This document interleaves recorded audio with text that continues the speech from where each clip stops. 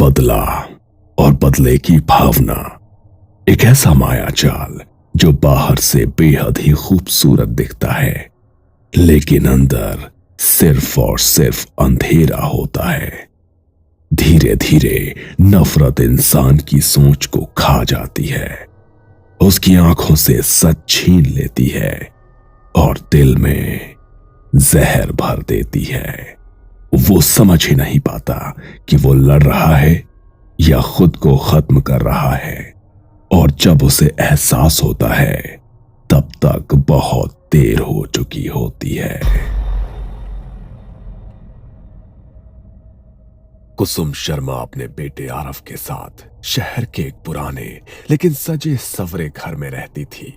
Aarav college जाता था, अपनी पढ़ाई और दोस्तों में व्यस्त रहता था। कुसुम ज्यादातर वक्त घर में ही रहती, लेकिन एक बात थी जो आरव ने सालों से नोटिस की थी। हर रात लगभग एक ही वक्त पर कुसुम चुपचाप घर से निकल जाती थी। ना कोई वजह, ना कोई जवाब। आरव जानता था कि उसकी मां रात में घर पर नहीं होती, लेकिन उसने कभी सवाल नहीं किया, क्योंकि मां की आंखों में वो अजीब सी चमक देख चुका था जिसके बारे में सवाल पूछना आसान नहीं होता। एक दोपहर आरव अपनी दोस्त नेहा को घर लेकर आया। मां, ये नेहा है, कॉलेज की दोस्त, नोट्स लेने आई है। कुसुम ने पहली बार नेहा को देखा। साधारण सी लड़की, साफ आंखें, भोली मुस्कान। कुसुम मुस्कुराई। आओ बेटा, बैठो। चाय लोगी या कुछ मीठा? नेहा सोफे पर बैठ गई। कुसुम सामने बैठी और बातों बातों में पूछने लगी। तुम्हारा पूरा नाम क्या बताया तुमने? नेहा सिन्हा आंटी। सिन्हा? अच्छा, तुम्हारे पापा क्या करते हैं?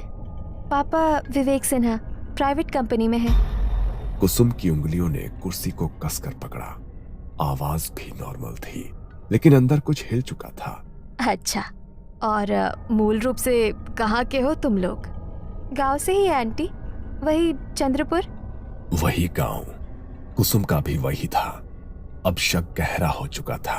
और तुम्हारी मम्मी? रिया सिन्हा, वो भी पापा के साथ उसी कंपनी में काम करती हैं। एक पल के लिए कुसुम ने आंखें बंद की, सांस गहरी ली और फिर बिना कुछ कहे उठकर किचन की तरफ चली गई। किचन में जाते ही उसके चेहरे पर एक कातिल मुस्कान आ गई। थोड़ी देर बाद वो प्लेट में मिठाई लेकर लौटी। घर की बनाई मिठाई है बेटा, खाकर देखो। नेहा ने मिठाई खाई और मुस्कुराई। उसे क्या पता था, यह सिर्फ मिठाई नहीं थी। कुछ देर बाद आरव नोट्स लेकर आया और नेहा के पास बैठ गया। आरव बेटा, दोस्त बहुत प्यारी है तुम्हारी। आरव ने शर्मा कर नीचे देखा। तुम दोनों बस दोस्त हो या कुछ है तुम दोनों में? नेहा और आरव दोनों शर्मा गए। नेहा नोट्स लेकर उठी। थैंक यू आंटी, फिर मिलेंगे। नेहा दरवाजे की तरफ बढ़ी ही थी। जरूर आना बेटा, अब तो ये घर तुम्हारा अपना ही है। नेहा मुस्कुरा कर चली गई। आरव, कहीं तुम्हारा और नेहा का कुछ चक्कर तो नहीं? माँ, ऐसा कुछ नहीं है, वो बस मेरी एक अच्छी दोस्त है। मुझे तो वो बहुत पसंद आई। ऐसी लड़की बहू बने तो घर भर जाए। आरव बिना कुछ बोले शर्मा कर अपने कमरे में चला गया। उसे नहीं पता था, उसकी मां ने उसी पल एक फैसला कर लिया था। उस दिन के बाद नेहा का आरव के घर आना जाना बढ़ गया। कभी नोट्स के बहाने, कभी प्रोजेक्ट्स के लिए, और कई बार बिना वजह के बस कुसुम से मिलने के लिए। कुसुम हर बार उसे बड़े अपनेपन से मिलती, उसके लिए खुद मिठाइयां बनाती और जाते वक्त जरूर कुछ ना कुछ पैक करके देती। अपनी माँ को भी खिलाना बेटा, खास तुम्हारे लिए बनाई है। नेहा हर बार सिर हिलाकर हामी भर देती। वो मिठाई घर ले जाती और रिया को अपने हाथों से खिलाती। धीरे धीरे आरव और नेहा एक दूसरे के और करीब आने लगे। कॉलेज के बाद लंबी बातें, भविष्य के सपने, और कुछ ही महीनों में वो प्यार में पड़ गए। कॉलेज खत्म होते ही कुछ महीनों बाद एक शाम आरव नेहा को लेकर घर आया। माँ, मैं नेहा से शादी करना चाहता हूँ। कुसुम ने उसकी तरफ देखा, चेहरे पर खुशी दिखाई, लेकिन आंखों में कोई और ही चमक थी। उसी दौरान नेहा ने धीमी आवाज में एक और बात कही। आंटी, मेरी मम्मी की तबीयत ठीक नहीं रहती, खाना पचता नहीं, बहुत कमजोर हो गई है। डॉक्टर भी कुछ साफ नहीं बता पा रहे हैं। यह सुनते ही कुसुम के मन में अजीब सी खुशी दौड़ गई। वो जानती थी कि जो मिठाइयां रिया तक पहुंच रही थी अब उनका असर दिखने लगा था। इसके बाद सब कुछ धीरे धीरे बदलने लगा। रिया की हालत दिन प्रतिदिन बिगड़ती चली गई। नेहा का ज्यादातर वक्त अब अस्पताल और घर के बीच बीतने लगा। आरव से मिलना कम होने लगा। फोन पर भी बातें छोटी और थकी सी होने लगी और हर बार जब आरव बेचैन होकर ये बातें कुसुम को बताता, माँ, नेहा की मम्मी बहुत बीमार है। कुसुम के हाव भाव बदल जाते। उसकी आंखों में अजीब संतोष छलकता। एक रात कुसुम फिर घर से निकली। इस बार आरव ने उसके कमरे की तलाशी ली। उसे उसके कमरे में कुछ अजीब चीजें मिली। एक पानी का गिलास जिस पर लिखा था नेहा, एक पैकेट में कुछ बाल, एक रुमाल जिस पर लिखा था रिया। सुबह जब कुसुम घर लौटी, माँ, ये सब क्या है? तुम रोज कहाँ जाती हो? कुसुम कुछ पल चुप रही, फिर हंसने लगी। मैं जब भी तुम्हें नेहा की मम्मी के बारे में बताता हूँ तुम्हें कोई फर्क ही नहीं पड़ता। तुम्हें नेहा पसंद नहीं है क्या? और ये सब चीजें तुमने कमरे में क्यों रखी है? कुसुम मुस्कुराई। ये सब अचानक नहीं हुआ था। जो कुछ कुसुम कर रही थी इसकी जड़ें 20 साल पीछे दबी हुई थी।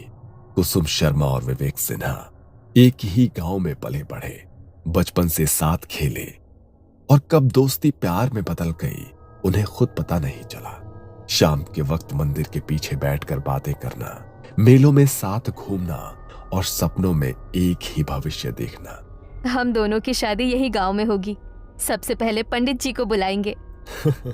और मैं शहर में नौकरी करके तुम्हें अपने साथ ले जाऊंगा। उस वक्त विवेक की बातों में भरोसा था और कुसुम के दिल में पूरा जीवन। कॉलेज खत्म हुआ, विवेक शहर चला गया नौकरी के लिए और वहीं से सब बदलने लगा। पहले रोज फोन आता था, फिर हफ्तों में, फिर महीनों में। विवेक, सब ठीक है ना? तुम बदल रहे हो। कुसुम, तुम्हें हर चीज में प्रॉब्लम दिखती है। ग्रो अप यार। और कुछ दिन बाद फोन आना बंद हो गया। विवेक और कुसुम की बातें लगभग बंद हो गई। 1 साल बाद विवेक अचानक गांव लौटा। कुसुम का दिल जोर से धड़क उठा। उसे लगा शायद सब ठीक हो जाएगा। उस शाम वो उससे मिलने गई। विवेक, अब तो सबसे बात कर लेते हैं हमारी शादी के बारे में। विवेक ने नजरें फेर ली। कुसुम, वो बचपना था, अब जिंदगी आगे बढ़ चुकी है। मतलब? मैं रिया से प्यार करता हूँ और वो मेरे ऑफिस में काम करती है, अच्छे घर से है, हम लोग शादी करने वाले हैं। इतना कहकर वो उठ गया, पीछे मुड़कर भी नहीं देखा और उस दिन के बाद वो फिर कभी कुसुम से नहीं मिला। कुछ साल बाद कुसुम के माता पिता ने उसकी शादी विजय मल्होत्रा से कर दी। विजय अच्छा इंसान था, शहर में कपड़ों की फैक्ट्री थी। कुसुम शहर आ गई, नया घर, नया जीवन, लेकिन अतीत दिल से कभी नहीं गया। जब आरव सिर्फ 2 साल का था, फैक्ट्री में आग लग गई। विजय उस आग से जिंदा नहीं लौट पाया।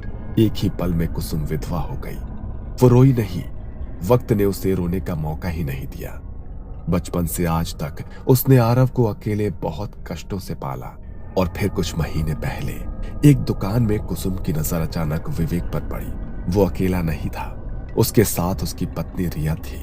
विवेक ने भी कुसुम को देखा, ना कोई शर्म, ना कोई पछतावा, ना कोई पुरानी पहचान का अपनापन। उस पल कुसुम का दिल टूटा नहीं, सुलग उठा। उसे सबसे ज्यादा ये बात चुभी कि विवेक ने एक बार भी नहीं पूछा कि कैसे हो, जिंदगी में क्या हुआ। उस दिन कुसुम ने फैसला कर लिया, उसकी हर खुशी मैं छीन लूंगी विवेक, जैसे उसने मेरी छीनी थी। बचपन में उसने गांव की बूढ़ी औरतों से कई कहानियां सुनी थी काले जादू के बारे में। किसी ने धागा बांधा, किसी ने कुछ खिलाया और किसी की पूरी दुनिया उजड़ गई।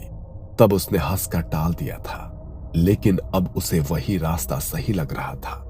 वो छुप छुप कर काले जादू का प्रशिक्षण लेने लगी। हर रात घर से निकलती और अंधेरे में अपने अंदर के अंधेरे को और गहरा करती। और जब उसे पता चला कि नेहा विवेक की बेटी है, तो उसे लगा भगवान ने खुद उसे बदले का रास्ता दिखा दिया है। मिठाइयाँ, बाल, नाम लिखा गिलास, रुमाल, ये सब इत्तेफाक नहीं था, ये सब मैंने ही किया है। इतना ही नहीं, मैंने ही नेहा को तुमसे प्यार करने पर मजबूर किया है। मेरी दी मिठाई खाकर ही वो तुम्हारे प्यार में पड़ी है।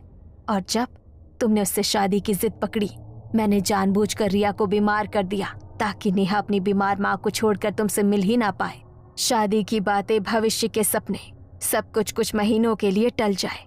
मैं चाहती हूँ पहले रिया टूटे, फिर नेहा और आखिर में विवेक। रिया बीमार पड़ चुकी है, दवाई अब बेअसर हो रही है और अब पीछे हटने का कोई रास्ता नहीं है।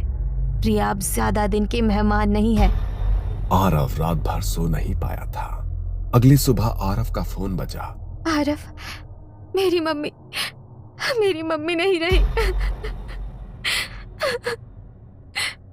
आरव के हाथ से फोन छूटते छूटते बचा। उसकी आंखों के सामने अंधेरा छा गया।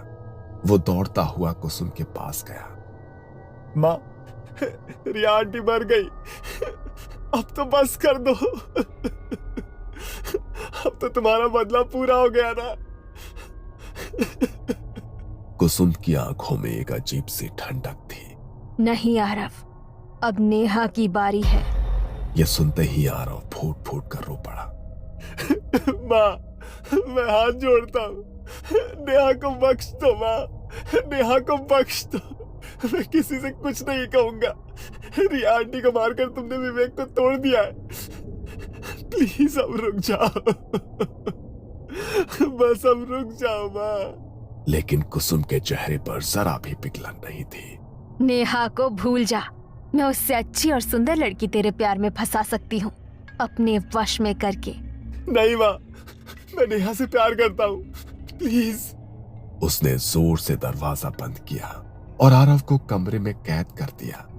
कई हफ्तों तक आरव कॉलेज नहीं गया। नेहा को चिंता होने लगी। एक शाम वो खुद आरव को ढूंढती हुई उसके घर पहुंच गई और कुसुम इसी पल का इंतजार कर रही थी। कुसुम ने दरवाजा खोला। आओ बेटा, अंदर आओ, तुम बहुत थकी हुई लग रही हो। नेहा अंदर आई। उसकी आंखें सूजी हुई थी।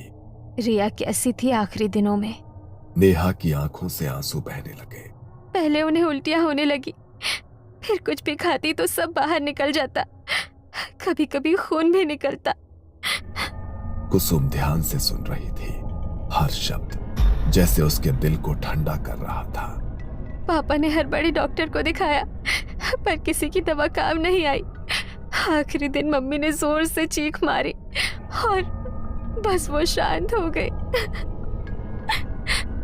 उस पल कुसुम के चेहरे पर सुकून उतर आया। कुछ देर बाद, खाना खा लो बेटा, मैं भी तुम्हारी माँ हूँ। नेहा मना नहीं कर पाई। ये वही खाना था जिसमें तंत्र मंत्र से तैयार आखिरी जहर मिलाया गया था।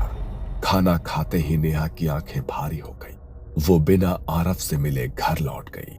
अगली सुबह कुसुम ने आरव का कमरा खोला। कल नेहा आई थी, बहुत बातें हुई हमारी और वो खाना खाकर चली गई। आरव को अजीब सा डर लगा। उसने नेहा को फोन किया। फोन विवेक ने उठाया। नेहा बहुत बीमार हो गई है, ठीक वैसी ही हालत है जैसी उसकी माँ की थी।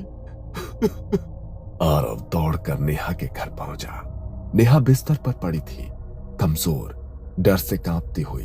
आरव, मैं मरना नहीं चाहती। मेरी मम्मी भी ऐसे ही तड़पी थी, मुझे बचा लो।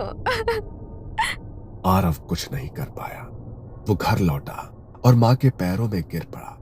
माँ, बस करो, मैं तुमसे भीख मांग रहा हूँ माँ, प्लीज।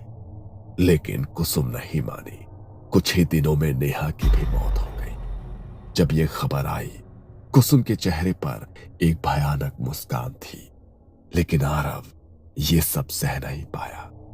जब कुसुम कमरे में पहुंची, आरव पंखे से लटका था। उस पल उसके हाथ कांप गए। विवेक की जिंदगी तो उसने बर्बाद कर दी थी, लेकिन अब उसकी अपनी दुनिया भी खत्म हो चुकी थी। उसे उस बाबा की याद आई। काला जादू बर्बादी की राह है, ये किसी को नहीं बख्शता। और आज कुसुम के पास कुछ भी नहीं था। अगले कुछ दिनों में उसका दिमागी संतुलन पूरी तरह से टूट गया। वो कभी रसोई में बैठकर मिठाइयां बनाती रहती और कहती, रिया, खा लो। नेहा, ये आखिरी है।